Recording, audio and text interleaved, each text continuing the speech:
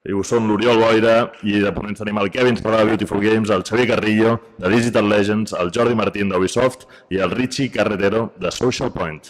Endavant.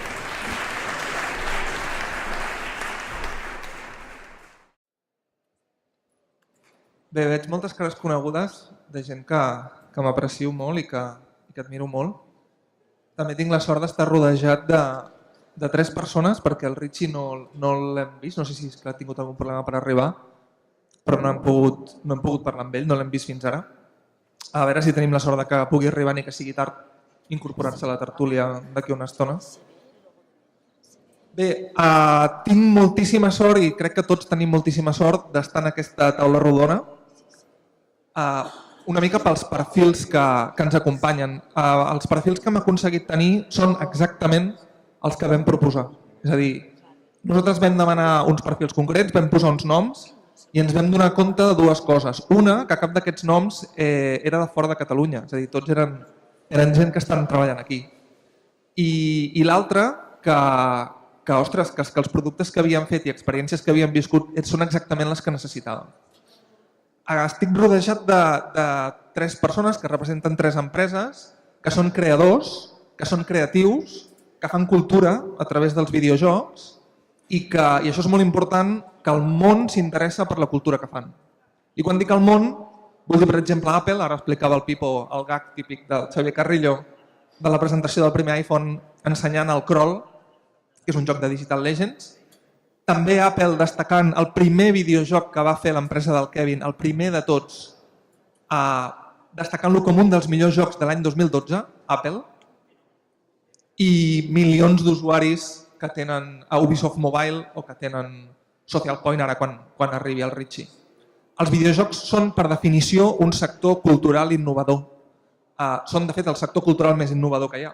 Però és que, a més d'això, les empreses que avui escoltarem són innovadors dintre del sector innovador. Per tant, té moltíssim mèrit escoltar el que fan. I una de les línies de les que més poden parlar, especialment Digital, especialment Ubisoft i especial Ubisoft Mobile i especialment Social Point, és el pas de producte a servei, que és com hem volgut enfocar aquesta taula. Bàsicament, el pas de producte a servei ve a ser la diferència entre fer un producte cultural, en aquest cas un videojoc, com tu creus que funcionarà, tancar-lo i posar-lo a la venda i que vingui algú i el compri, tancat. O proposar-lo com tu creus que pot anar bé i a partir d'aquí, a través dels mitjans online, les mètriques, el retorn, anar fent que evolucioni d'una manera o d'una altra.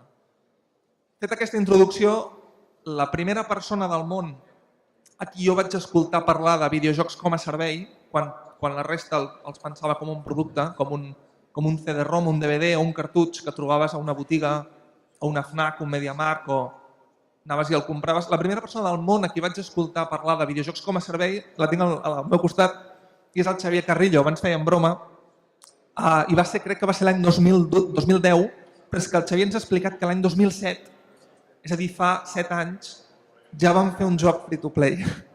I ara ens explicarà l'experiència. Per tant, passo la paraula a en Xavier Carrillo perquè una mica ens introdueixi la diferència entre jocs com a producte, jocs com a servei i la seva experiència. Hola, moltes gràcies. El tema del canvi de jocs com a producte, jocs com a servei, obeeix a diverses coses. Una, sobretot, és que a nivell de distribució estem passant d'un món de distribució físic, el retail, d'anar a comprar el joc al Corte Inglés o a l'Alcampo, a un joc de distribució purament digital. I no hi ha cap dubte que en el futur la distribució dels jocs seran digitals. Llavors, tots ens recordem els jocs aquells que teníem de PCs, que sortia el joc, que després ens havíem de descarregar el parche, no? Realment, en aquella època, volíem fer un joc com a servei, però les limitacions físiques eren molt complicades. Per llançar un joc s'havia de reservar espai en una botiga, s'havien de fer les còpies, me'n recordo que fèiem el Blade, fèiem les còpies amb Sony, Àustria, havien d'arribar els camions, la lògica era molt, molt, molt complicada. Llavors hi ha hagut un canvi d'això, d'entregar un joc com estigués i s'ha acabat. Ara, el que s'està fent, i a mi m'agradaria potser donar una visió una mica diferent, per exemple es parla de jocs com a servei, molt des d'un punt de vista de monetització. No? Jo crec que la monetització és el resultat d'una altra cosa. I quan parlem de producte cultural, de producte en general, el que volem fer és millorar el producte. O sigui, ara tenim la sort de llançar un joc i de saber tot el que fa el jugador. Sabem absolutament tot. El que compra, el que no compra, però no el que compra, ja dic, no interessa tant la transacció com què li agrada, quin nivell li agrada, quina arma li agrada, com juga, quins punts hi ha de fricció, què podem millorar. És a dir, jo estic entenent que quan un jugador juga a un joc online està enviant constantment dades de tot el que fa. Més o menys, sí. I de tot el que no fa. Tu, bàsicament, el que fem tots és agafar punts i dir, a veure, què ens interessa? Ens interessa saber, no sé, per exemple, un joc que vam fer, Bruce Lee. Bruce Lee era un joc que vam fer i per un motiu la gent abandonava al final del tercer nivell. El 80% de la gent. Llavors vam mirar i resulta que la corba de dificultat era molt complicada. La vam canviar i això. Llavors, al final el que estàs fent és millorar, refinar i millorar el joc, i dos, hi ha una altra cosa molt interessant, és que estàs captant una jugabilitat, el que diem jugabilitat emergent. És a dir, tu a vegades penses el joc en una direcció i la gent juga en una altra. I llavors hi ha coses que a la gent li comença a agradar que és que ni t'imaginaves que això podia funcionar. Llavors tu al final el que estàs fent és adaptar aquest producte en temps real, perquè realment, i de fet, molta vegada, i ara cada vegada més, es fa quasi més feina una vegada que s'ha llançat el joc. De fet, el que es diu en els jocs nostres és que la feina realment comença el dia del llançament. Nosaltres, a Respawn, tots els equips és igual, nosaltres tenim un equip de 15 persones dedicat des del llançament i hem anat millorant i les reviews van millorant i la gent va millorant. Llavors, jo crec que aquest és l'enfoc. Evidentment, després tens una dinàmica que això repercuteix en una monetització. Però jo crec que aquesta obsessió de dir que només es fa és una mica errònia. Quin tant per cent del joc està acabat quan es posa a disposició dels jugadors, més o menys?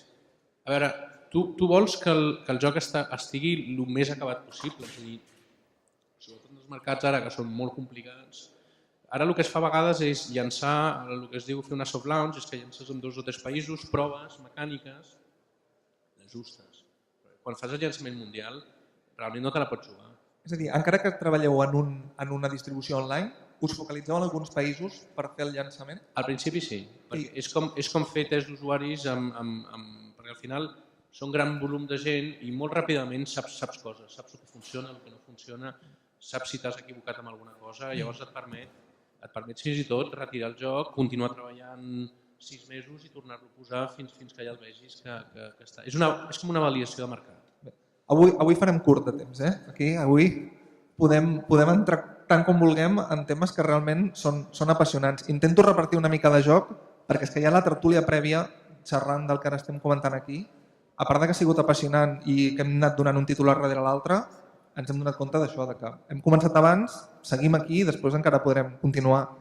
Una mica per ordre, tal com s'han assegut, al costat d'en Xavier tinc el Kevin. En Kevin Cerdà és un estudiant de màster, que va fer un màster en videojoc, era un estudiant de màster, que van fer un producte, van fer un videojoc que estava prou bé, però és que estava tan bé que el seu primer i de moment únic joc que ha sortit que s'ha publicat ha guanyat múltiples premis, entre ells un premi GameLab, va ser destacat per Apple, sense conèixer el darrer, com un dels millors jocs del 2012, però és un joc que s'ha distribuït com a product, és a dir, si m'ho permeteu, distribució antiga, no sé si dir-ne antiga, però ells van fer el joc, ells el van tancar, el van pensar, el van posar a la venda i ara després ens explicarà un gag del que va passar quan el van donar gratuït uns quants dies. Com veus tu aquest canvi? Tu que ets el més jove de la taula, com veus el canvi de producte a service y qué te motiva més una cosa o la otra? ¿Cap on creus que has d'evolucionar?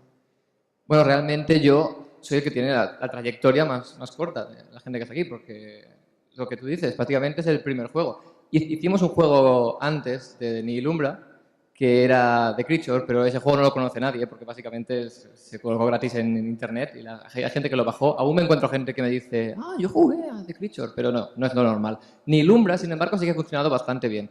Y tal y como has comentado, es el modelo antiguo. Bueno, es el modelo antiguo en el sentido de que le ponemos un precio al juego, la gente lo paga y ya tiene el juego entero, lo disfruta así. Es el modelo antiguo en el mundo de los videojuegos, pero es el modelo habitual en otros lugares, en el cine, por ejemplo.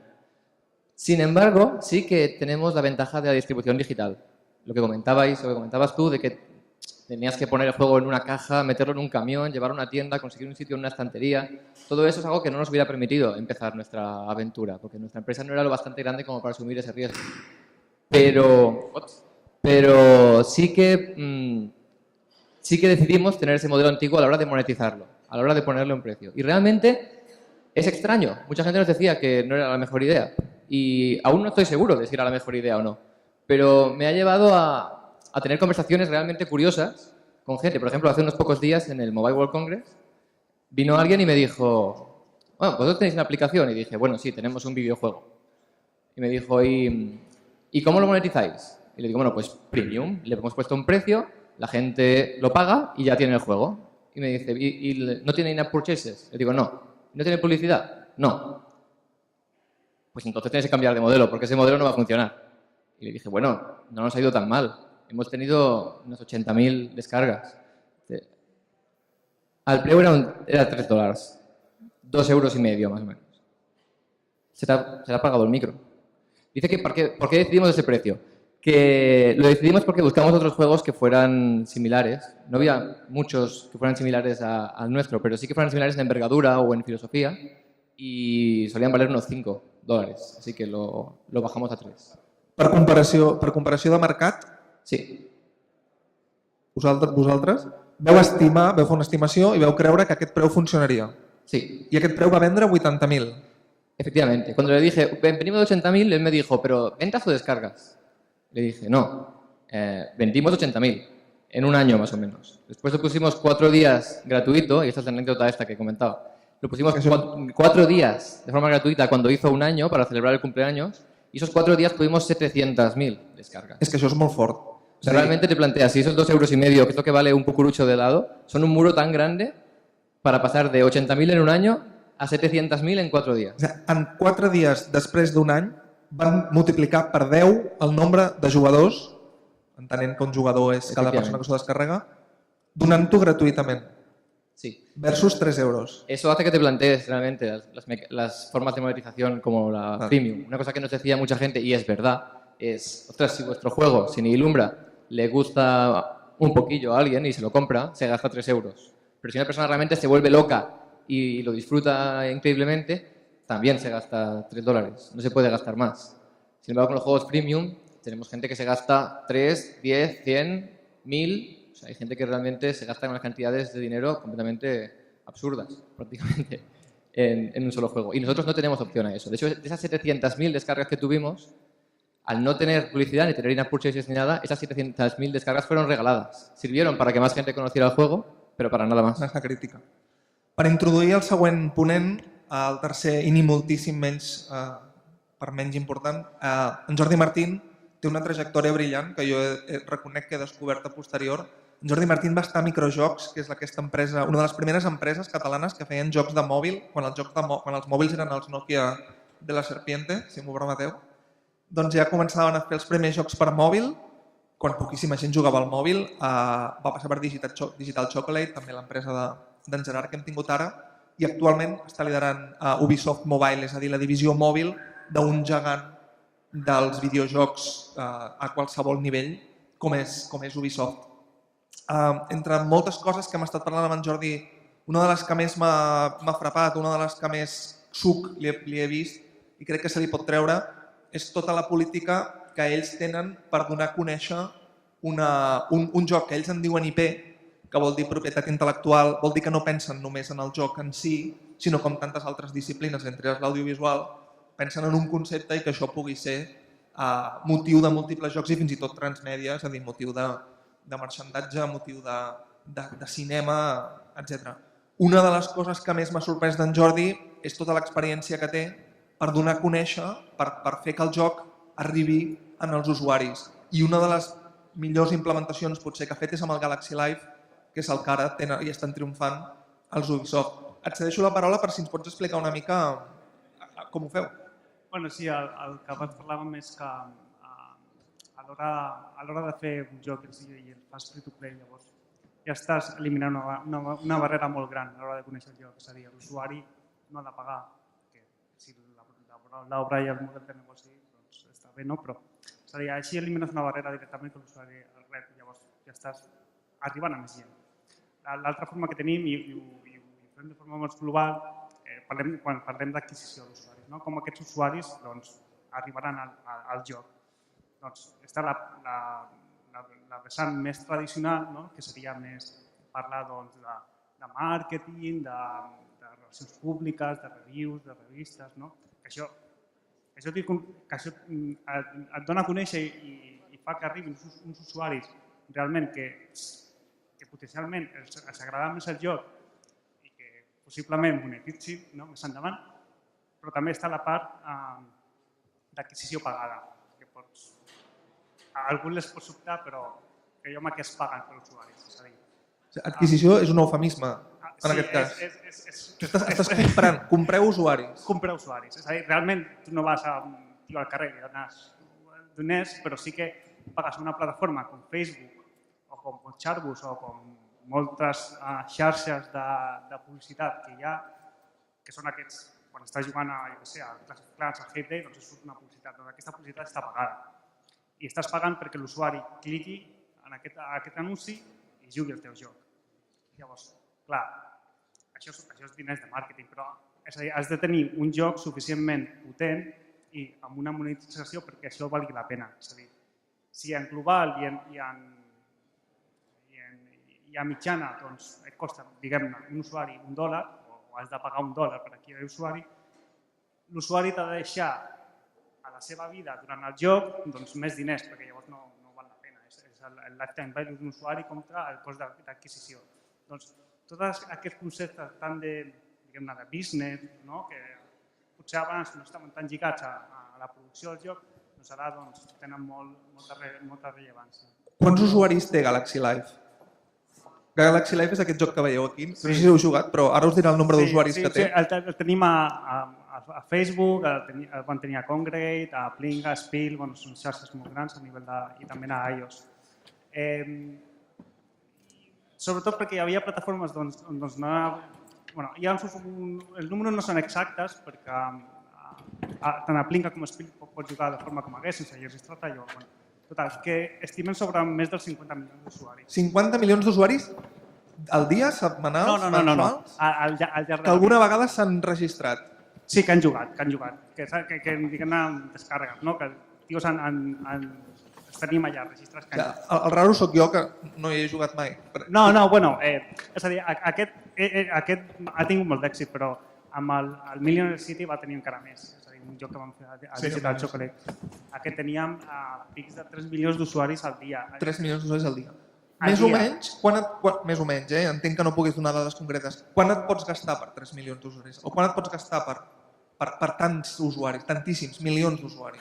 Més o menys, o sigui, molt orientativament. A nivell d'adquisició, si és a dir, el que has de fer és gastar-te menys del que et retornaran. Segur. Però més o menys en percentatges? És a dir, si tu te gastes 2 i et posen 3 i després tots els teus costos operacionals no arriben al 3, ja ets un negoci rentable. Abans he fet aquesta pregunta, primer per si queia i ens la donava, era una bona nota de premsa, i en segon lloc perquè tenim una molt bona nota de premsa, que és que abans el Xavier Carrillo m'agafa fora i em diu, vols explicar un gag? Diu, nosaltres del Respawnables, que és el darrer joc que està triomfant moltíssim de Digital Legends, no ens hem gastat ni €1 en adquisició. I ara us passo el micro perquè us ho expliqui.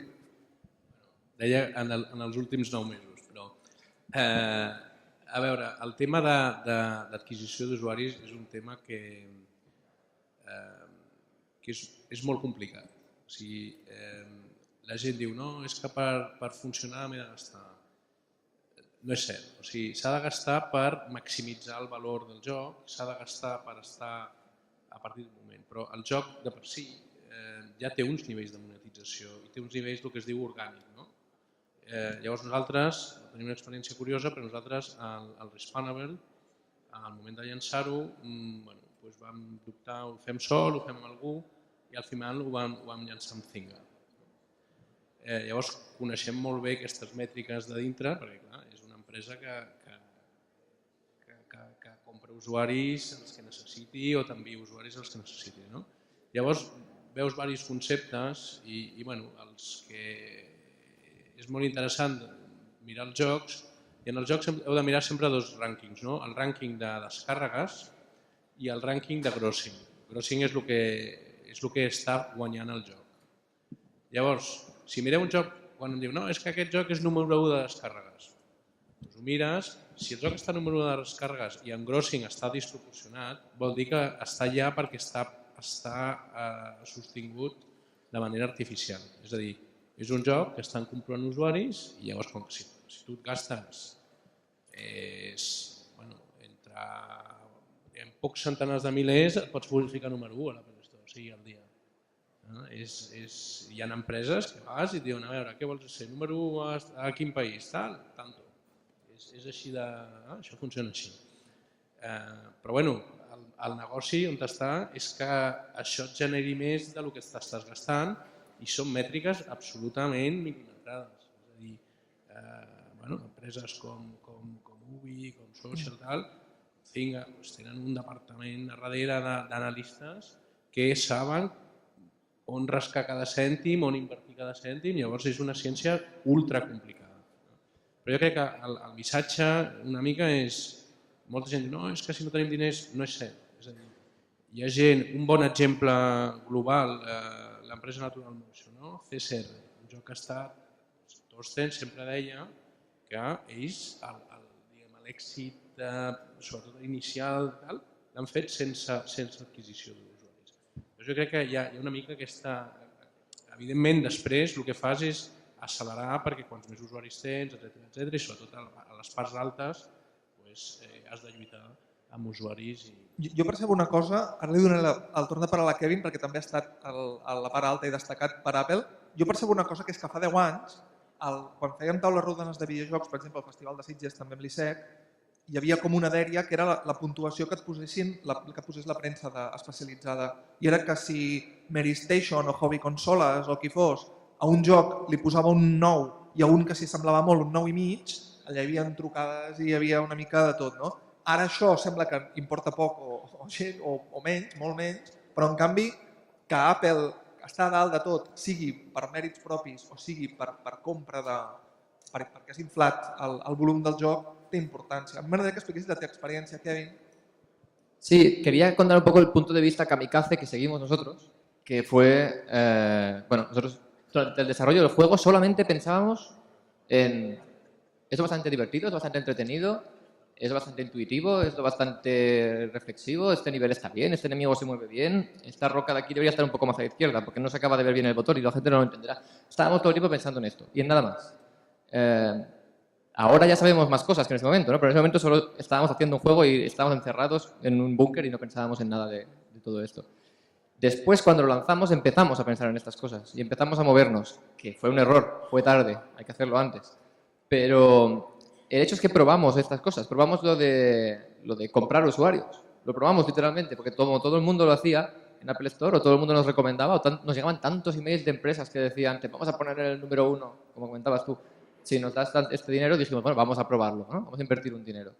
Y lo probamos. Y fue fatal. No sirvió para nada, en nuestro caso. Este es un sistema que está montado para que funcione con juegos freemium, con juegos que la gente se puede bajar gratuitamente, probar y después decidir si se gasta dinero o no. Y el nuestro no era así. Así que pusimos un dinero, se invirtió en una publicidad, conseguimos un montón de clics, un montón de gente llegó y se empezó a instalar el juego, se empezó a llegar a la página del Apple Store a ver el juego, pero lo primero que veían, en rojo y brillante, era que valía $3. Y al ver eso decían, ¡ostras, qué te he dicho! Y cerraban rápidamente. No le daban oportunidad. De hecho, fue impresionante la cantidad de clics que conseguimos, porque la cantidad de visitas a la página, pero de allí no pasó nada. Y por otra parte, lo que comentabas, lo que sí que nos llegó a funcionar, pero fue muy poco a poco, fue esta buena fama, este reconocimiento que tenía el juego por ser especial, por ser distinto. Al salir empezó a pasar tiempo y no nos hacían mucho caso. O sea, había gente que sí, había, por ejemplo, Generación Digital, tengo que decir que nos vino y nos dieron un premio casi a las 2 o 3 semanas de salir, que nos quedamos como, ostras, qué bien empezamos. pero no era lo habitual. La gente no sabía que estábamos allí, pero poco a poco se iban acumulando reviews de 5 estrellas en la Apple Store. La gente ponía 5 estrellas, este juego es genial. Iba saliendo análisis y iba saliendo lo que decías, la nota. Un Metacritic bastante alto, un 86. A què vas donar més importància? A les reviews, ara parlaves d'estrelles, no? Puntuacions de base, de bloggers, d'usuaris, de tuiteros, o a la premsa especialitzada, és a dir, a un IGN o a un qui fos? Yo, como creador, le daba mucha más importancia a la opinión de los usuarios. Ahora, la comunidad de gente a la hora de decidir si compra tu juego o no, le da más importancia a la opinión de la prensa especializada. Por lo que aunque yo estuviera más contento al ver que había un montón de análisis, incluso nos llegaban mails de gente dándonos las gracias, decían, gracias por haber hecho este juego. Yo decía, gracias a ti por jugarlo, ¿no? Pero sí que es verdad que si te ponían una crítica positiva en una web importante, o tenías un 86 en Metacritic, la gente te trataba diferente. Te decían, ostras, estos han hecho un juego bueno, ¿sabes? Eso influía mucho. Y lo que ya fue la guinda del pastel fue cuando salimos en la lista de los mejores juegos de Apple de 2012. Hubo un antes y un después. O sea, realmente pasamos de perseguir a la prensa para que nos vinieran a hacer una entrevista, en plan, he hecho un juego, por favor, hazme una entrevista, te contaré anécdotas graciosas si la publicas.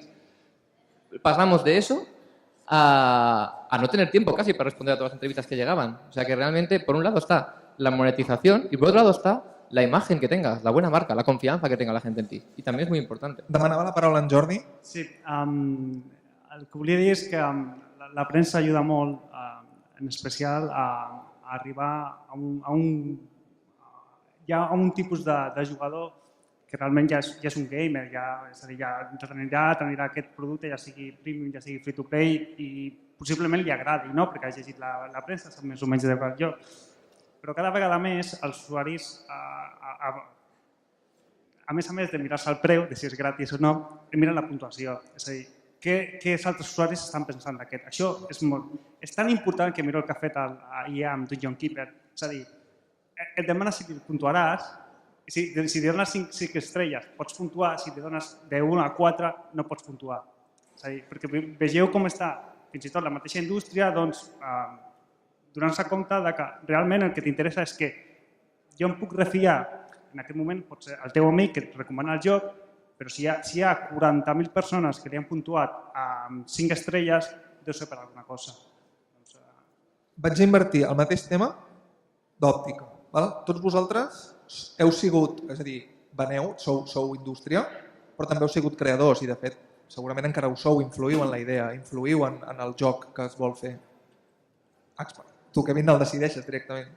De quina manera teniu la percepció o viviu el que s'anomenaria, ara hem parlat d'adquisició d'usuaris, és a dir, de com fer que els usuaris juguin els nostres jocs, anem a parlar una mica de retenció, és a dir, com fer que els usuaris que ja hem aconseguit que ens entrin tinguin una bona experiència i que aquest canvi de monetització, de pagar per una cosa que ja, diguem que em convé que m'agradi perquè jo ja l'he comprat, que és gratuïta i si no m'agrada marxo i si m'agrada molt, pago molt.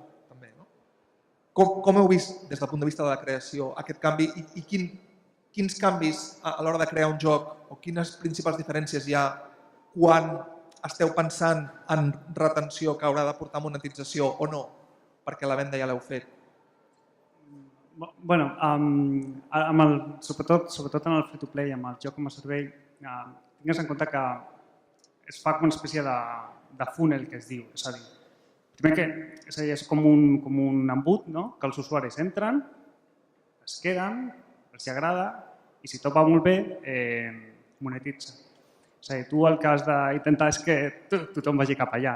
Moltes vegades és difícil, és a dir, molts pocs jugadors dels que juguen a free-to-play monetitzen al final, però són suficients perquè sigui sostenible. Bueno, molt pocs. Pocs. Quin percentatge de jugadors dels que tens monetitzen, més o menys? Perquè un joc sigui un free-to-play rentable i que sigui un cas d'èxit, és a dir, estaria molt bé que sigués més de l'1%. Més de l'1%? Més de l'1% està bé.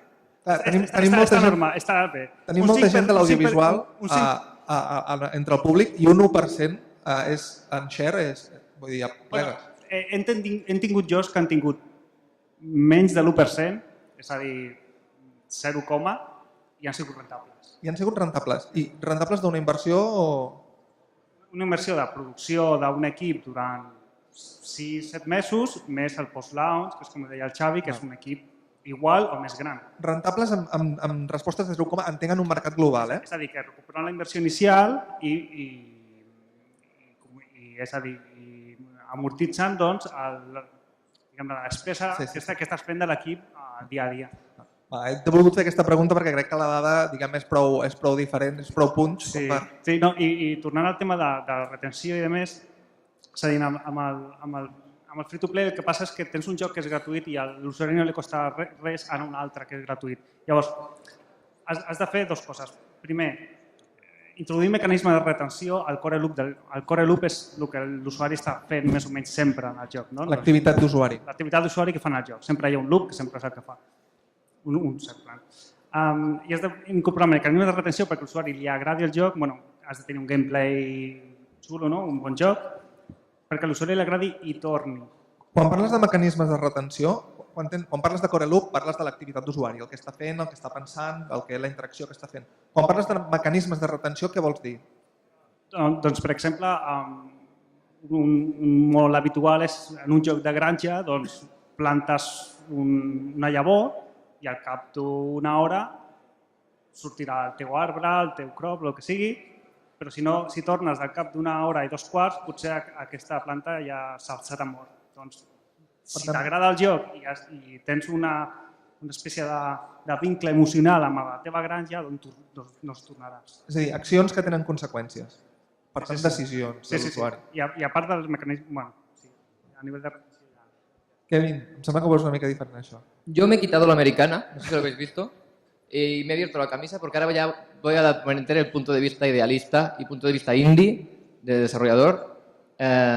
Y es que los videojuegos, en concreto, son un medio de expresión y tienen una característica, la mayoría de gente que se dedica a ellos, que es muy vocacional. O sea, la mayoría de gente que hace videojuegos es que no puede hacer otra cosa porque le encantan los videojuegos desde siempre, siempre han querido hacerlos, siempre han querido expresarse de ese modo. Y lo cierto es que para que estos sistemas funcionen, como comentabas tú, hay que incluir todo el sistema de monetización dentro del proceso de diseño y de creación del juego. Tiene que estar allí incluido. Y mucha gente que se ha criado con los videojuegos y siempre ha tenido claro que quiere hacer videojuegos, bueno, nadie ha tenido estos sistemas en los juegos que él ha jugado. No los tenemos. Por esa razón, por ejemplo, yo mismo he decidido no hacer un juego freemium con mi primer proyecto, porque yo quería hacer algo que me evocara lo que yo mismo consumía de pequeño. Entonces, yo creo que para hacer algo que realmente deje marca, algo que deje huella, tienes que hacer algo que sepas hacer, algo que te guste, algo que entiendas. El freemium es un modelo que a mí me parece muy justo, me parece muy correcto, porque la gente paga si le gusta el juego. No hace como lo que me ha pasado a mí, que me he gastado a veces 60 euros en un juego y al llegar a casa he visto que no me gustaba. Eso no pasa con el modelo freemium. O sea, es un modelo que está bien, un modelo contra el que no tengo nada en contra absolutamente. Pero es un modelo que yo no entiendo y es un modelo que yo no he experimentado. Por eso es el modelo que yo no elijo. Y eso es algo que me gusta normalmente ejemplificar con la historia del Shark Rider, del jinete de tiburón, que es un poco, luego si queréis, si me lo pides tú lo cuento. Hombre, si hay tiempo. Más tarde. Pero el caso es que hay mucha gente que se quiere dedicar a hacer juegos, pero después elige hacer un tipo de juegos que no quiere hacer. Eso es lo que sí que me parece mal. Eso es lo que sí que no me gusta. Cuando conozco a alguien que dice, ostras, me encantaría hacer tal tipo de juego, pero no, estoy haciendo otro juego que trata sobre lanzar ovejas con una catapulta. Y yo digo, ¿pero te gustan las ovejas y las Dices catapultas? ovejas por no decir pájaros, ¿no? No, y digo catapulta por decir...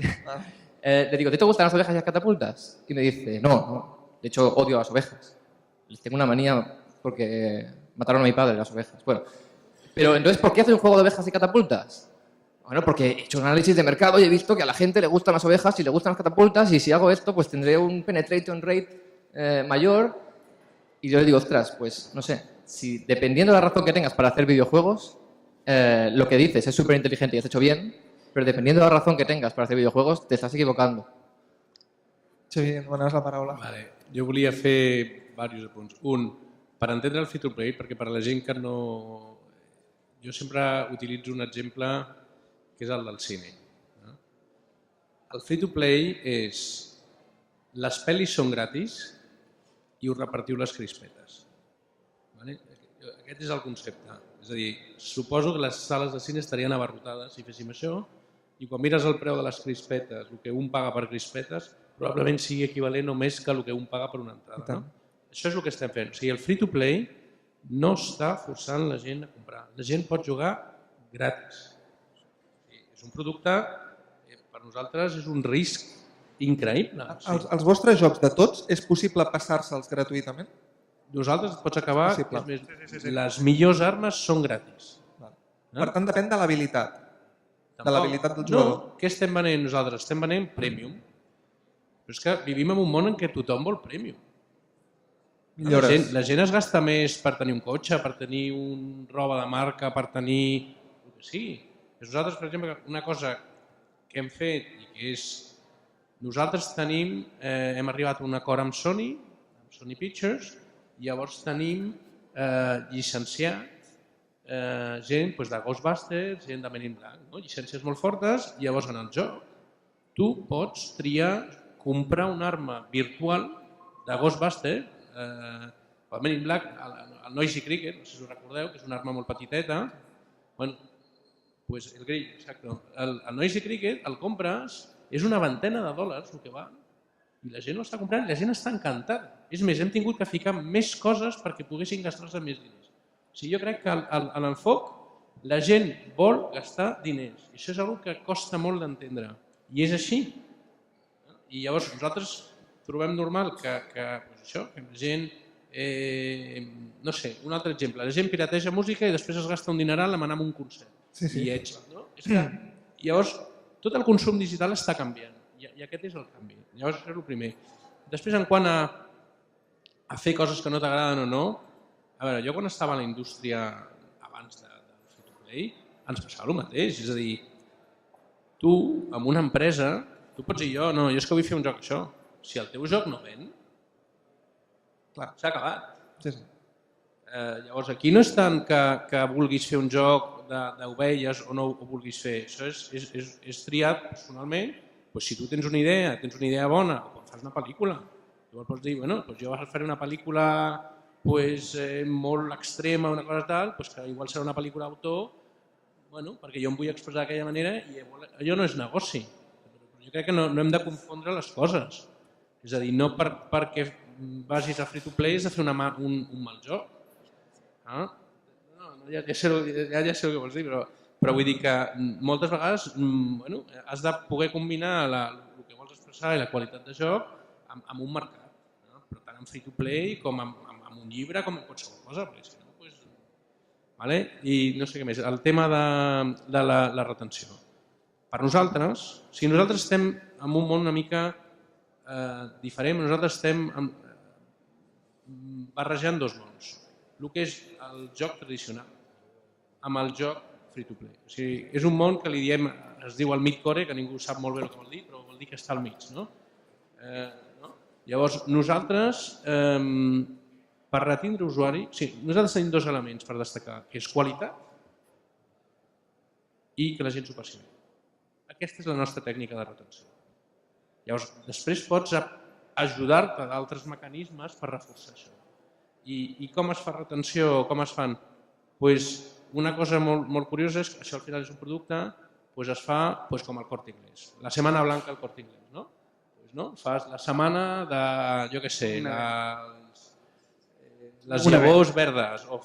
Llavors ja tens uns mecanismes, nosaltres fem descomptes. I això funciona. Fem Halloween.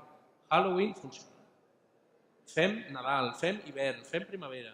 Llavors, però són mecanismes de venda de qualsevol negoci. I això està funcionant perquè nosaltres tenim uns hàbits de consum que al final repetim aquests hàbits. Nosaltres, quan vam començar a fer això, el Halloween i tal, ho vam fer una mica perquè com que el nostre joc té molt humor, era divertit. Però és que ens hem donat que fas un personatge a Halloween i ven increïblement. Vam fer un personatge Papà Noel paracaidista, va vendre increïblement. Ara a l'hivern hem fet un tio de... també, llavors dius, la gent, al final nosaltres, jo crec que els nostres hàbits de consum no són molt originals i, utilitzes aquestes tècniques per reforçar la gent, per estar a la botiga, no deixa de ser una store, és una store digital. Del que heu estat comentant els tres, he detectat, o m'ha semblat detectar, com que hi han com tipificades o catalogades, o que teniu present bones pràctiques de monetització i males pràctiques de monetització.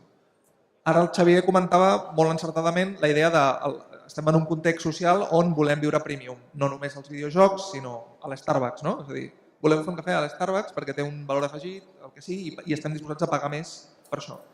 Quines serien les males pràctiques? O quines altres millors pràctiques teniu detectades?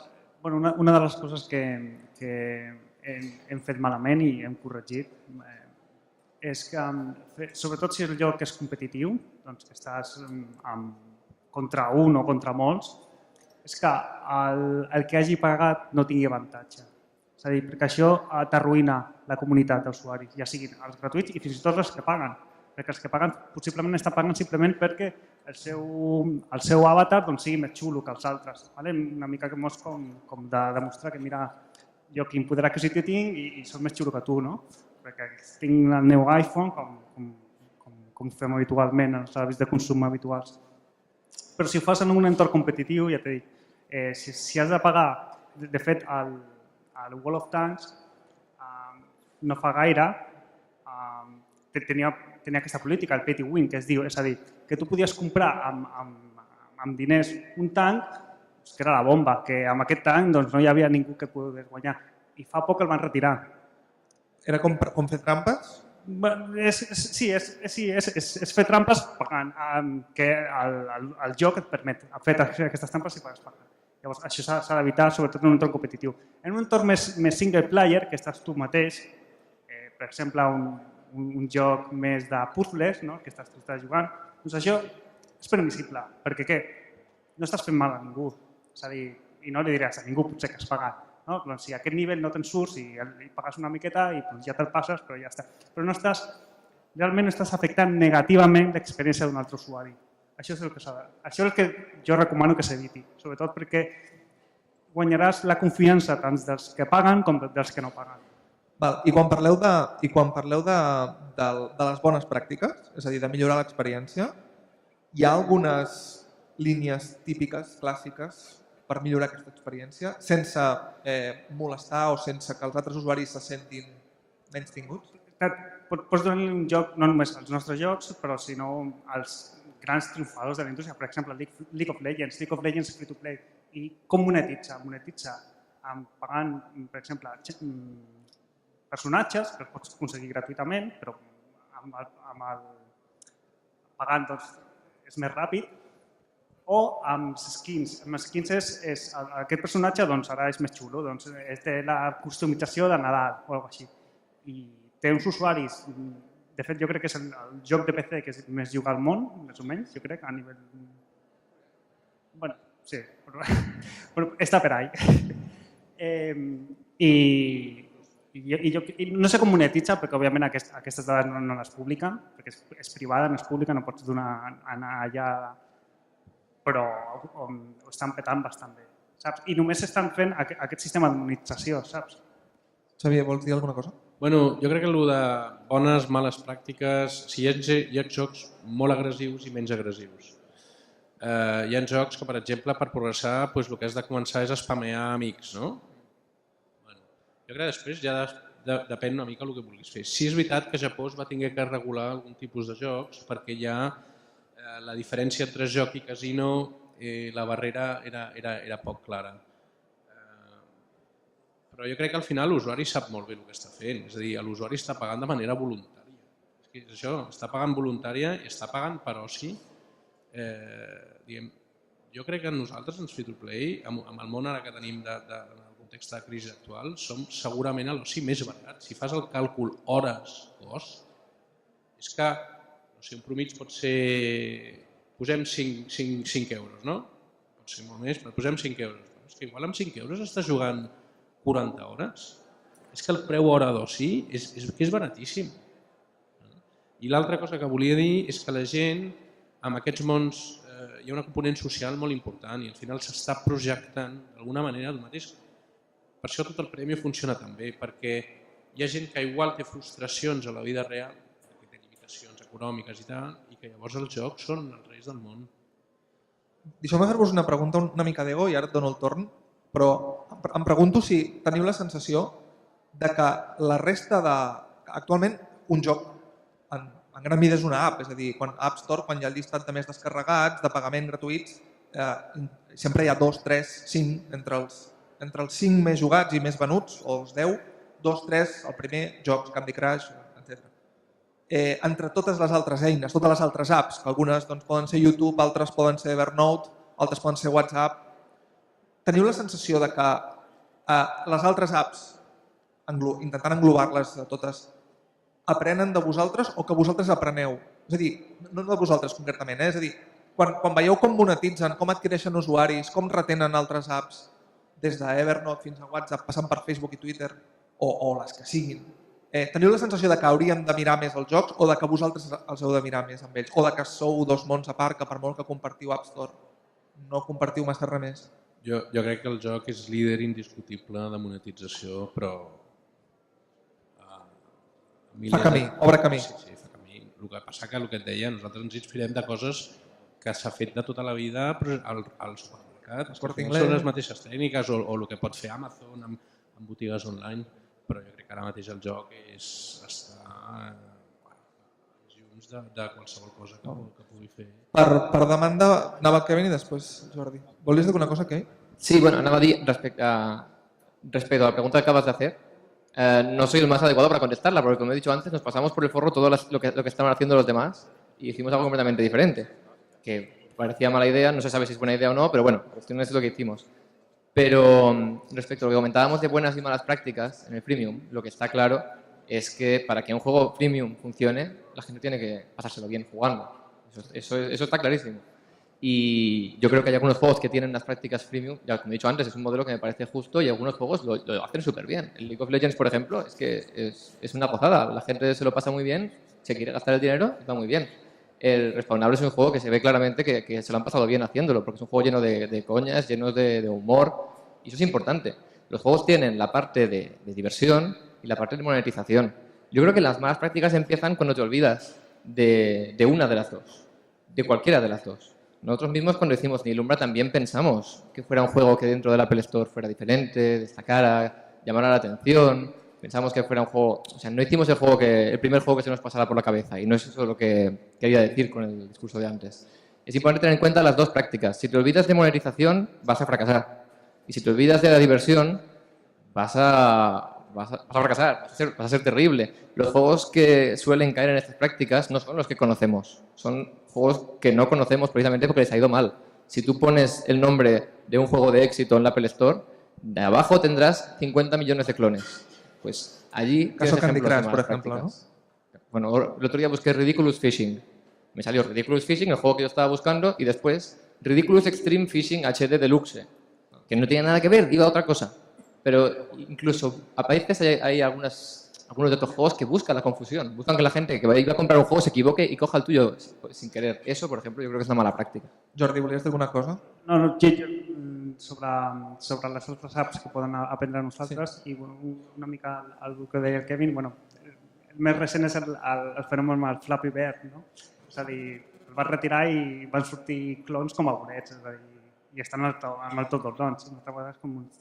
I de lo que les altres apps poden aprendre dels jocs, estava buscant la dada perquè creia que la tenia però no la tinc, però em recorda així vagament que de tots els diners que mos l'App Store d'Apple, jo crec que al voltant del 70-80% provenen dels jocs.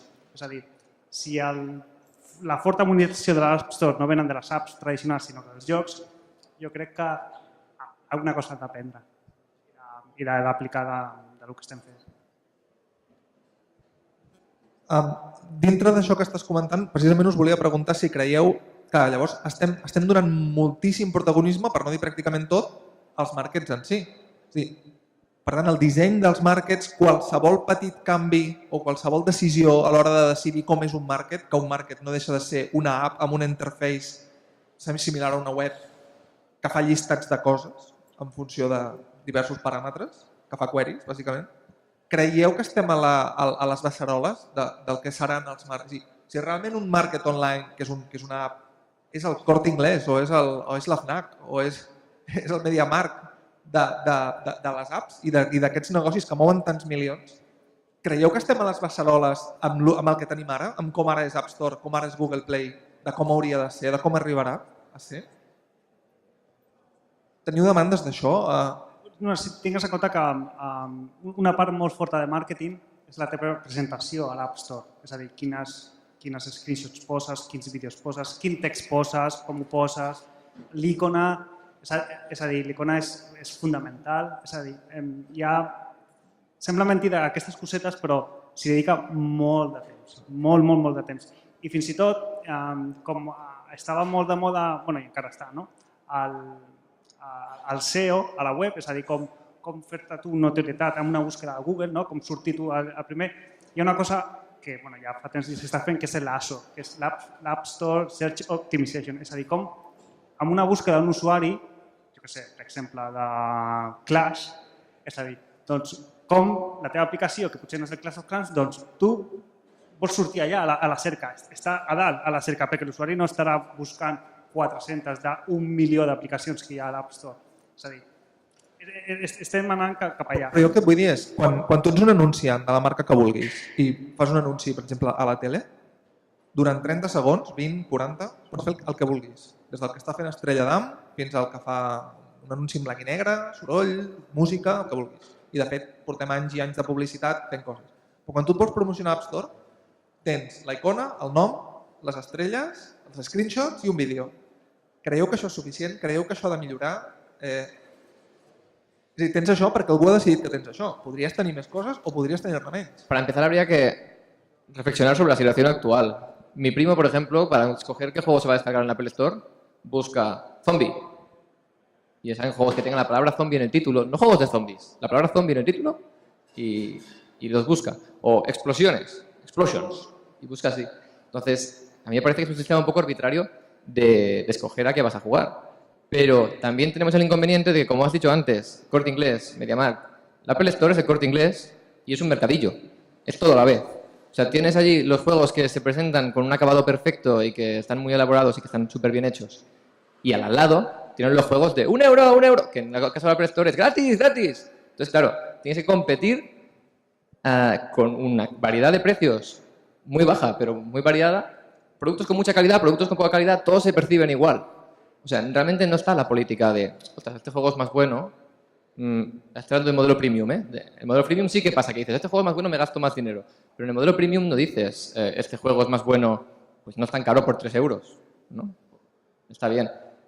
Los de Square Enix están sacando juegos por €25 en la Apple Store y la gente dice, pero Dios mío, ¿esto qué locura es? Pero los sacan igual en la Nintendo DS y la gente se los compra. Y es el mismo juego igual. Entonces, realmente, yo creo que hay un problema por el hecho de tener el Corte Inglés y el Mercadillo en la misma tienda, que la gente tira mucho por el precio y por el nombre y estas cosas. Xavier, no sé si has pogut parlar amb les marques directament, amb Apple o amb Google, per dir-los, no sé si sou alguns quants desenvolupadors que heu pogut transmetre el que voleu. Sí, nosaltres parlem amb les marques. I no us fan gaire cas, no?, pel que veig? Sí, no, a veure, les marques... De fet, per exemple, el top grossing va ser una cosa que no estava al principi. Justament per aquest tipus de coses. Jo el que intentaria mirar de cara al futur és una mica el que està fent Amazon. Al final, ara hi ha moltes iniciatives d'agafar el consum en general. És que, al final, és que no som molt originals i tenim patrons de consum molt definits. Llavors, el mateix que quan compres a Amazon coses, et diuen, no, et van recomanant i són motors de recerca que en funció del que has comprat et defineixen, et posicionen. Això està passant amb jocs ara. És a dir, tu pots comprar coses a Amazon, llibres i tal i qual. No sé, jo compro una rentadora i et recomanen un llibre, està la màgia, no? Doncs una mica això. És més, aquesta setmana m'explicava iniciatives perquè hi ha bastant publicitat als jocs ara. Llavors ja és publicitat intel·ligent que en funció del joc que estàs jugant et surt una marca. Però et surt una marca que a tu t'interessa. Et surt promoció que a tu t'interessa, o al revés, en funció del que has vist de publicitat et recomanen jocs. Llavors jo crec que tot això encara necessita evolucionar bastant i al final com a consumidor aquestes eines, si estan ben fetes, si tu has agafat un joc i dius mira, la gent que ha comprat aquest joc, o en funció de tots el teu històric de compres, et recomanem un joc, que normalment és un joc que ja t'agrada. Això jo crec que ajuda molt. Està clar que la batalla per la visibilitat és importantíssima, perquè al final tu el que tens és la pantalla aquesta, no? Aconseguir l'icona d'Apple, aconseguir l'icona de Google, bueno, és molta feina i poder entrar per canals de recomanació també és molt important. Llavors, aquí s'està treballant moltíssim perquè som centenars de milers, si no milions d'aplicacions que competeixen per un espai molt petit. Es que también es verdad que hay que remarcar que cualquier publicidad que hagas, cualquier efecto que hagas fuera del Apple Store, tiene un efecto 1.000.000 de veces menor que cualquier cosa que salga en la propia Apple Store. Salir en una lista recomendado, salir en la portada, salir en un banner en Apple Store es muchísimo más valioso que el análisis más bueno que te puedan hacer en la web más importante. En Xavier també acaba d'introduir un tema que crec que és molt significatiu, que és que una de les primeres maneres com es van pensar en monetitzar els videojocs online va ser la publicitat. És a dir, no l'advergaming, que seria més fer un joc amb producte, que el producte forma part del joc, sinó la publicitat com si fos la premsa, que hi ha una part de la pantalla que tu veus un anunci, un banner, no? Els que estem més familiaritzats amb la web. Semblava que aquest havia de ser la manera, però s'ha acabat veient que, com a mínim els grans, tots els que, tret del fenomen Flappy Bird, que seria un cas a part, tots els grans com King, Social, Point, que hi han entrat, han sortit. Com és que no ha funcionat la publicitat dintre del joc? La publicitat pot ajudar. És a dir, no és que nosaltres, el Galaxy Live té publicitat, el d'iOS, però aquesta publicitat, nosaltres recomanem, o nosaltres la nostra bona pràctica és no ensenyar-li a la primera sessió d'usuari, un usuari que comença a jugar, li poses un anunci i et diu, vale, doncs me'n vaig a l'altre lloc i m'ho fa. La idea és que aquest usuari tu l'has de cuidar, l'has de tractar, l'has de fer una molt bona experiència en el joc, doncs que en algun moment el valori o que pensi, doncs mira, val la pena gastar-se aquests diners, perquè tinc una pica de consciència que hi ha gent a darrere treballant, però perquè vol millorar la seva experiència, vol anar més ràpid en el joc, el que sigui. No, dic, com és que la publicitat... Sí, la publicitat, perdó. Llavors, el que volem és que l'usuari tingui una bona experiència, però si és un usuari que ha gaudit del joc durant 3 mesos i no s'ha deixat un cèntim, doncs no crec que li molesti gaire veure un anunci que ens portarà una mica de monetització. És una eina alternativa de monetització. Jo crec que la publicitat ha funcionat i està funcionant molt. Però en canvi els grans n'han sortit. Candy Crush ja no en té, Social Point sí que la fan servir. No. A veure, aquí el problema, i tornem als usuaris, no? Aquí el teu problema és l'usuari. El que val comprar un usuari i el que perds quan vens un usuari. Al final és això, no? Un usuari pot costar de $2 a $8 comprar un usuari. Si jo per adquirir un usuari, no? Sí. Llavors tu al final... Està sortint xitxa aquí, ja. Això mireu a qualsevol lloc i... Això és públic, vas a Charbus i diu quan vol un usuari a un país. Llavors hi ha un mercat, hi ha uns brokers d'usuaris, però que brokers que rius de la borsa, que a més és en funció de l'hora de tal qual. Llavors, tot el tema de publicitat està entorn als usuaris i llavors o compres o vens. Llavors tu l'idea és comprar barat i vendre car, no? És que és així, Llavors, i depèn del joc, depèn de quantitat de coses. Però si tu un usuari el compres 3 o 4 euros i aquest usuari, el que es diu l'LTV, que és el que et generarà, si et genera més que això, llavors tu els usuaris no t'interessa vendre. Si tu un usuari, per exemple, t'ofereixen comprar-lo 7 i aquest usuari tu t'està donant 3, doncs igual vens a l'usuari. Hi ha tot un mercadeo i la publicitat està funcionant molt bé. És que així és com es compren usuaris. Després tens una altra cosa que és actes, el que es diuen els offer words. Nosaltres sabem que hi ha gent que no pagarà mai. És a dir, més del 90%, i no dic el 95%, però de la gent mai es gastarà un duro en el joc. Això és un fet. I aquesta gent té un cost de mantenir servidors. Llavors tu què dius? Dius, bueno, ja ho sé, no gastaràs. Llavors, com et faig gastar? Dic, doncs mira, et donaré, tu fas coses per mi i jo et donaré moneda del joc. Al joc tenim or, no? Hi ha coses que només es poden comprar en Premium. Dius, vale, doncs sí, i és el que es diuen els offerbo, no? Quanta gent d'aquí, si mires un vídeo et dono 3 monedes d'or.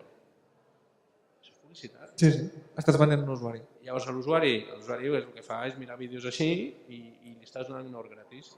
Llavors hi ha quantitat de companyies després d'anuncis, d'anunciants, que ells estan monetitzant això. Per exemple, fes un like a no sé quina pàgina de Facebook i et dono 3 d'or. Això funciona molt bé. Tot això està funcionant i és una economia.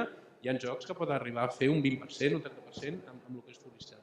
El que passa, els grans, diguem, els grans, l'LTV és tan alt que els usuaris prefereixen no vendre'ls, perquè és com or. Llavors què passa? Que els usuaris que no monetitzen, perquè després saps qui està pagant o no, doncs igual al cap d'un temps dius, mira, aquest usuari és que no m'interessa tenir-lo i el venc. I aquest sí que li envio publicitat. Els controles concretament o els tractes com a... Depèn del que fa cada empresa, però aquí t'han dit pràctiques que es fan que també són justes. Dius, tu tens una corba de valor d'usuari. Tu qui has jugat 20 hores gratis de gorra, no et faig fora del joc, però sí et fico anuncis a veure si igual te'n vas i per almenys et monetitzo. El Jordi volia dir té la mateixa experiència d'usuari, el que passa és que això, no té la mateixa, veure anuncis. Perquè és una forma de monetitzar aquest usuari, perquè si no nosaltres els diem cost de servidor, perquè nosaltres tenim molta part de servidor i aquests servidors s'han de pagar. I és tràfic, és operacional, i els calés darrere. Quan hem començat la xerrada, o la taula rodona, ja no sé com dir-li, la conversa aquí entre amics, el Xavier ha parlat del factor clau del canvi de model, que era el factor online, la distribució. En comptes de la distribució física, en comptes de parlar del Corte Inglés que tenim a Plaça Catalunya, hem parlat del Corte Inglés que tenim al mòbil, que seria el market. Però ara també estic detectant que hi ha un segon factor, potser igual d'important, que és el factor social, que són o aquests 90 i pico % que comentava en Xavier, tots els que o juguen sense pagar o recomanen, o totes les eines que ens dona qualsevol xarxa social, jo destacaria potser Facebook, però no és l'única, que ens dona eines perquè la gent parli del joc, recomani el joc, faci promoció que està jugant al joc de maneres més o menys intrusives, recordant casos potser massa intrusius com un Candy Crush o com un Farmville. Això és community management per vosaltres o va molt més enllà? És a dir, quin és el paper d'aquesta gent? Per què us interessa? Per què us interessa? Què en feu de tota aquesta gent? Que no són els que... És a dir, hem parlat molt del 2% que paga o del 5% que paga. El 95% quin és el paper que us interessa? Una de les coses que també intentem fer és incorporar mecanismes de viralitat. Sempre estarà el boca a boca, de que mira quin joc més xulo juga, però sí que hi ha mecanismes de viralitat en el joc, que potser jugant amb un amic la teva experiència és més enriquidora.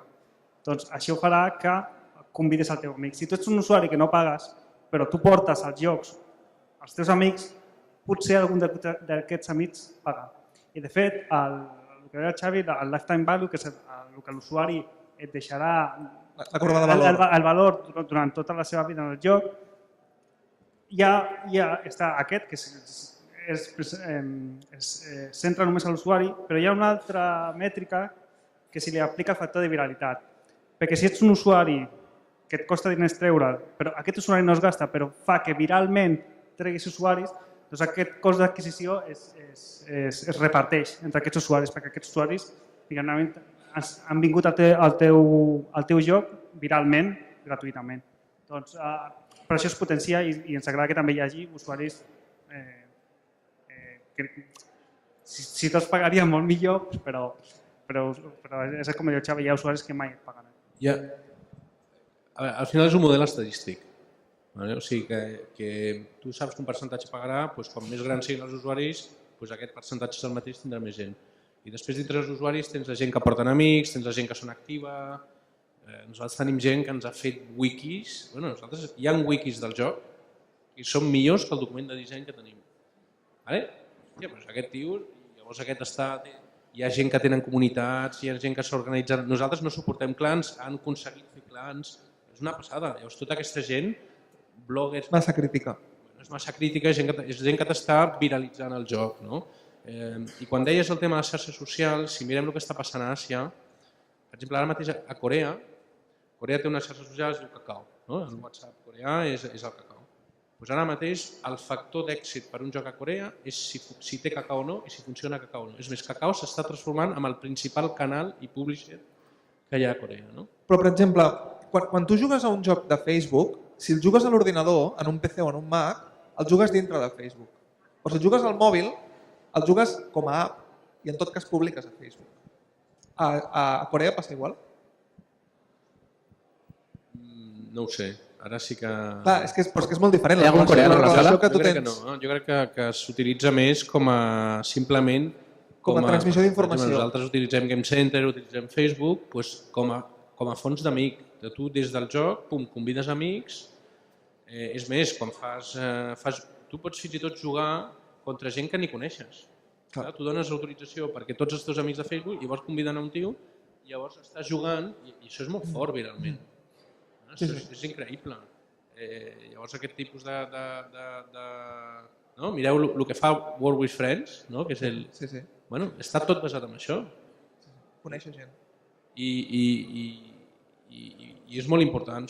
Són eines que utilitzem, el tema viral. Hi ha gent que ha fet, això, en vez de fer-te pagar per coses, dius, bueno, si envies 3 tuits, et regalo això. Perquè és molt important, és una manera de fer publicitat de manera molt eficient, perquè si tu has jugat, tu tens amics, és molt probable que comparteixis. Que sigui un tema de conversa. Exacte. Llavors, si jo estic jugant, mira, aquest està jugant aquest joc, doncs igual m'apunto, no? Llavors, simplement, una manera, és un màrqueting, jo crec, molt més eficient que el màrqueting que es feia abans tradicional.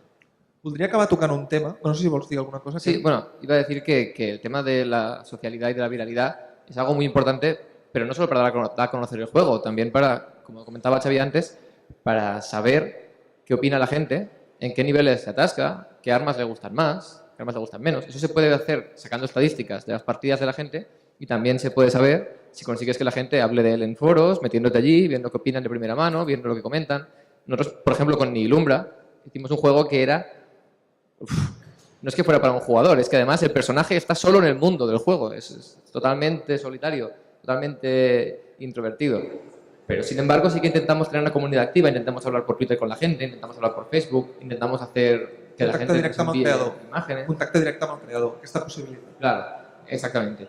Nosotros como todavía no tenemos una comunidad tan grande, todavía tenemos tiempo más o menos de responder a la gente y de estar en contacto con ellos. Pero es que, bueno, está claro que la industria de los videojuegos va en esa dirección. Si, por ejemplo, el PlayStation 4 ha puesto un botón de share en el mando, que ya estuve probando, le fui a dar al select y me salió un menú de share. Me quedé, ostras, o sea, tienen la posibilidad de compartir esta información con tus amigos en tu Facebook dentro del mando de la consola. Voldria acabar amb un tema, amb els 10 minuts que queden, més relacionat amb el concepte del Digital 4C, no? que és la sinergia entre les diferents disciplines culturals i audiovisuals i de contingut que ens envolten o que destaquem. Voldria saber, en el cas del joc online, amb tota la transformació i tota la revolució de la que hem estat parlant durant tota l'hora, com queda o com veieu que acabarà quedant el tema de la generació d'IP, de la propietat intel·lectual. Per exemple, nosaltres a TV3 acabem de comprar una sèrie i unes pel·lícules de la propietat intel·lectual Invisimals, que és un videojoc, per ser català, que va néixer com a videojoc. I a partir d'aquí va aconseguir una massa crítica, un públic, i ha acabat sent cinema i fins i tot marxandatge, i espera't que no arribi fins i tot a sales de cinema. On creieu que la nova distribució i la nova monetització i la nova cadena de valor porta o dona encara més la capacitat de crear IPs als videojocs? És a dir, allò que es feia abans de dir anem a fer el videojoc de la pel·lícula que triomfa a Hollywood, creieu que això canvia d'alguna manera o creieu que es queda indiferent? Com ho veieu?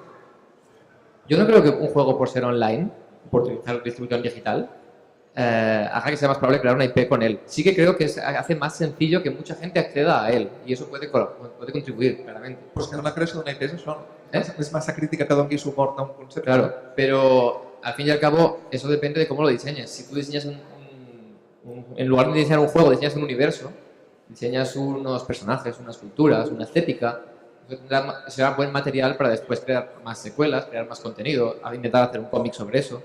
si la idea inicial va en esa dirección, todo es mucho más sencillo.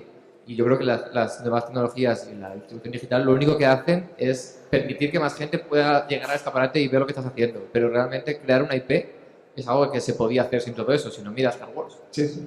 Vosaltres, amb les d'IPs que heu treballat vosaltres pròpies, com ara Respawnables o fins i tot de fora, com des de Bruce Lee o Battlefield, com ho veieu vosaltres? Igual de fàcil, igual de difícil? Bueno, nosaltres, i com deies tu abans, nosaltres no parlem de jocs, parlem d'IP. Ens és igual que sigui un llibre, fins i tot un joc que s'ha fet ara, que és només musical, és completament igual. És a dir, per nosaltres pot ser llibre, televisió, nosaltres ara estem de pel·lícules que existeixen venent béns virtuals al joc. Això pot passar amb sèries de televisió, per exemple, també.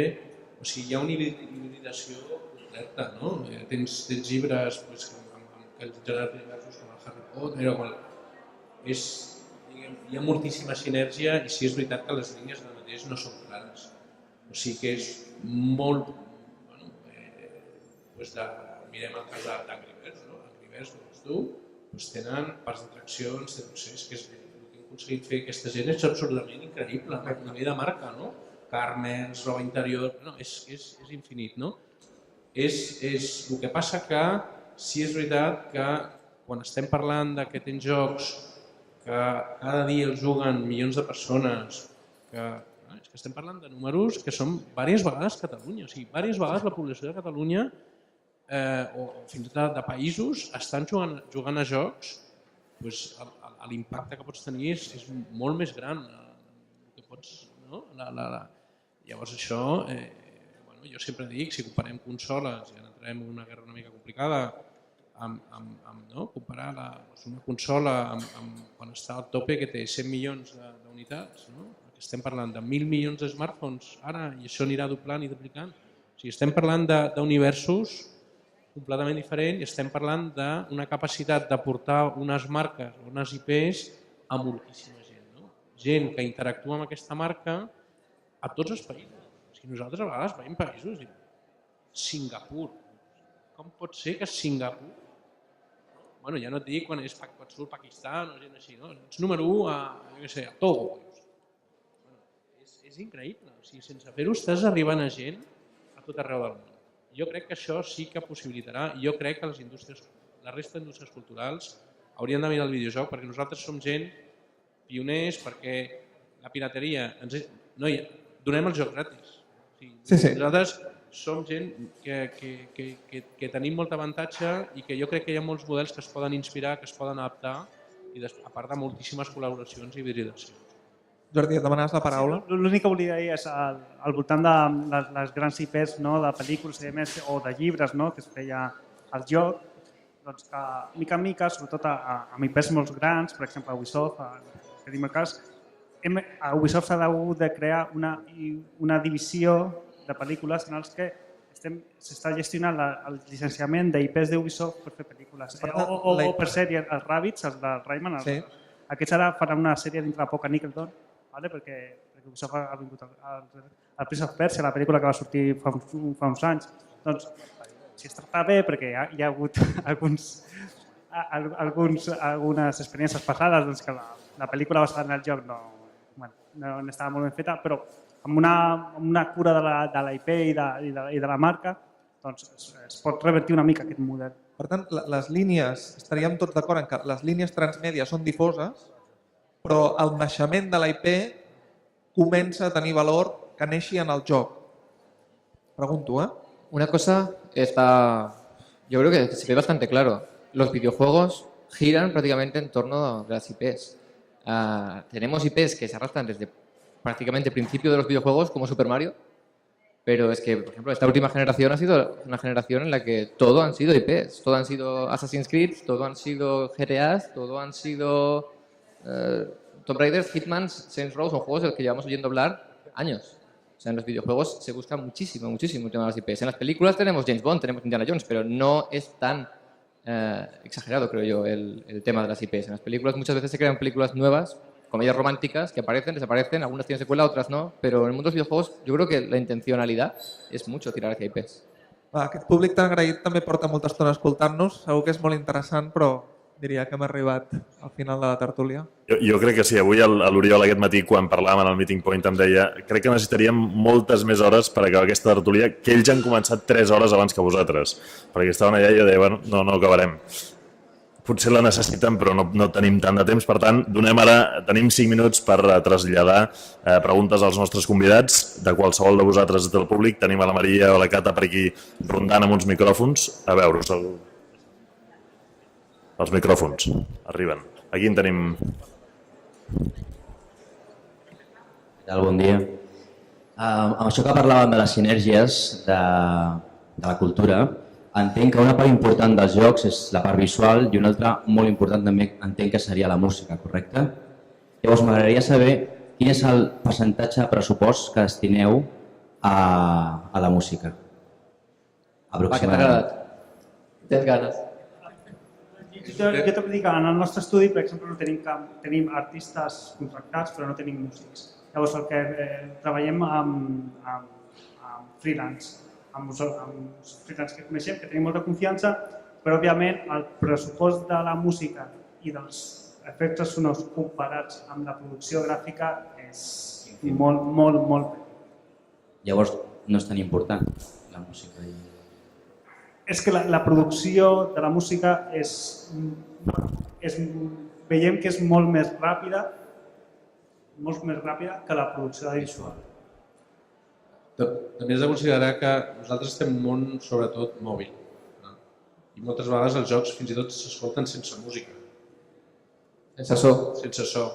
Llavors, jo recordo quan estàvem al món PC, els pressupostos eren diferents.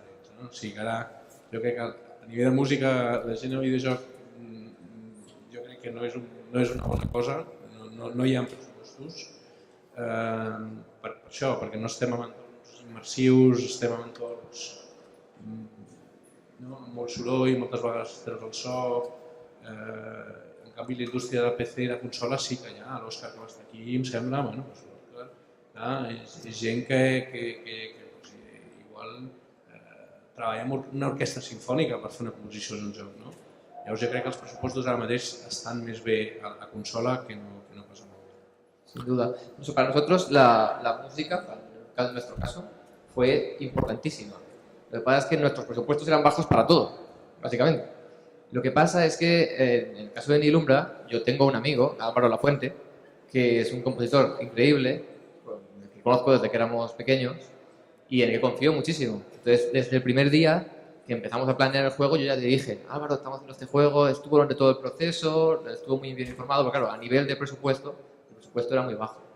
Pero a nivel de importancia, para nosotros sí que fue vital. Sí que es verdad también lo que dice él, que mucha gente después lo va a jugar sin música. Pero como nosotros, ya te digo, no hacíamos ni caso de nada, éramos unos pirados, queríamos hacer un buen juego, lo mejor posible, la música a la hora de contar una historia es la mitad, es de la atmósfera, es importantísimo. Alguna pregunta més? Una pregunta més per allà darrere. Perdó, un aclariment que ens vol fer el Xavi. Tenia una anècdota quan a la música. O sigui, no vol dir que la música no sigui qualitat, simplement vol dir que la part de pressupost és... Però tenim una anècdota amb l'Òscar. Nosaltres quan vam fer el tema... Amb l'Òscar Araujo, quan vam fer tot el tema de Kroll, que estàvem allí Copertino, que anaven a fer aquí, no? Clar, nosaltres no teníem res. És a dir, no teníem... La música que teníem era el Carmina Burana. I un dia ja Apple ens diu, mira, demà heu d'ensenyar això a Steve Jobs. I llavors va quedar, no podem ensenyar això amb el Carmina Burana. Llavors eren les 3 del matí d'aquí, me recordo que li envio un mail a l'Òscar, que havíem treballat amb el Blade i tal, i dic, escolta, Òscar, necessito que em prestis música, passa això, tal i qual. I l'Òscar va estar tota la nit fent la música de Kroll, i quan li vam assajar el dia següent a Steve Jobs, era la música original, o sigui, no ens va deixar música, sinó va fer una composició original, i quan vam fer la keynote, vam estar treballant amb els tècnics de so, perquè clar, era una música orquestral molt èpica per ficar-ho el més fort possible sense que cobrís la meva veu i així va ser com va acabar la part de Kino. No? I la música és molt important, però has de poder tenir un entorn que moltes vegades amb el mòbil no ens podem permetre això. Gràcies, Xavier. Anem al darrere, tenim temps per una pregunta més, per tant, endavant. Heu parlat sobre diferents tipus de negoci per aconseguir diners, o sigui, per tenir benefici respecte al vostre joc. Us heu plantejat alguna vegada fer servir demos o és una cosa molt del passat? Demos del plan de provar el joc i l'usuari decideix si gastar-hi diners o no. ¿Dónde estás? Ah, hola. Es que no te veía. Nosotros nos hemos planteado. De hecho, nosotros tenemos una demo, pero no está en la Apple Store. La tenemos en nihilumbra.com y ahí se puede jugar dentro del browser sin tener que instalar nada. La verdad es que es un tema peliagudo, lo hemos pensado mucho. No sé si alguno de vosotros tenía una respuesta contrastada de realmente haber probado con demo, sin demo, pero en nuestro caso, por una parte pensábamos, la demo está bien porque permitirá que la gente pruebe el juego y si le gusta, decidirá comprarlo. Eso es algo que a veces pasa, pero a veces la demo hace el efecto contrario. A veces la demo le quita la curiosidad y a veces la curiosidad es la razón para comprarlo. Esto, por supuesto, en juegos premium es mucho más fácil, ¿no? No necesitan demo, en absoluto. Pero en juegos premium, si la persona ve el juego y dice, ostras, qué curioso, me está gustando bastante, y lo prueba la demo, a veces puede pensar, bueno, ahora ya sé de qué va, ya paso. También les ha pasado a mucha gente, ¿eh? Entonces nosotros lo tuvimos en cuenta y al final no sabíamos qué hacer, pero bueno, decidimos confiar en que la calidad del juego le gustaría y pusimos una demo en PC. La razón era básicamente también que si la gente se bajaba la demo y después tenía que volver a empezar el juego desde cero, igual se cabreaban de tener que hacer el principio 2 veces. Però bueno, ja me voy a casos muy concretos. Si nosaltres hem fet, amb Bruce Lee teníem de fet una versió demo. En free-to-play tot el joc, vull dir, està allí, gratis. O sigui però sí, és un model que és molt habitual, que es deien les famoses versions light, LT, no? Això eren les demos i fins i tot molts jocs el que feies és jugar, jo què sé, un parell de nivells i llavors si volies continuar ja pagaves i desbloquejaves. Doncs moltes gràcies. Hem de donar per tancada aquesta sessió. Ens agradaria seguir, com deia l'Oriol, unes quantes hores més. Els enganxareu per aquí. Vull dir que si teniu algun dubte, alguna pregunta els vulgueu fer, els podeu abordar, que segur que podreu. Donar les gràcies a l'Oriol Boira, que ens ha conduït meravellosament a aquesta sessió, al Kevin Sardà, al Jordi Martín i al Xavier Carrillo. Moltíssimes gràcies per ser aquí al Digital Forci.